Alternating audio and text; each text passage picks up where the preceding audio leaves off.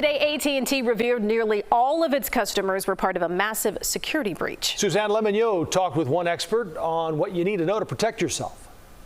Start by not clicking on any links that are texted to you from numbers that you don't recognize, and block those numbers like this former AT&T customer did. It is a big concern. Crystal, who asked us to only use her first name, says she had AT&T cell phone service. And now? I've been getting texts from random people who say, "Hi, is this so-and-so?"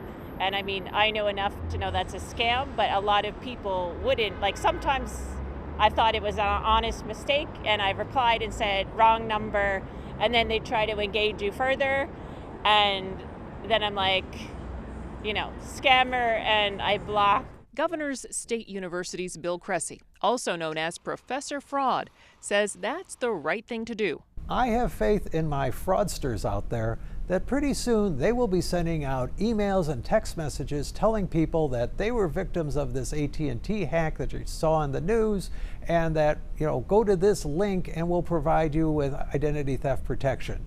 That is probably a fraud. Do not go to that. AT&T is not providing it for this particular hack.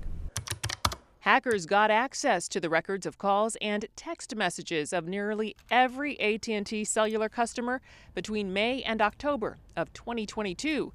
Cressy, who is a professor of auditing, fraud examination, and accounting, says customers are just learning about the hack now because AT&T was just made aware of it through the third-party server company that hosts customer information. One of the big takeaways from this story is that the cloud is simply somebody else's computer, and your information on the cloud is only as secure as that service provider is keeping it secure. Cressy says, remember, fraudsters are always going to be on the prowl, and you have to be vigilant. Check your banking information, and he says if you have been the victim of a hack involving personal information like your social security number, freeze your credit. Suzanne Lemonnier, CBS News, Chicago.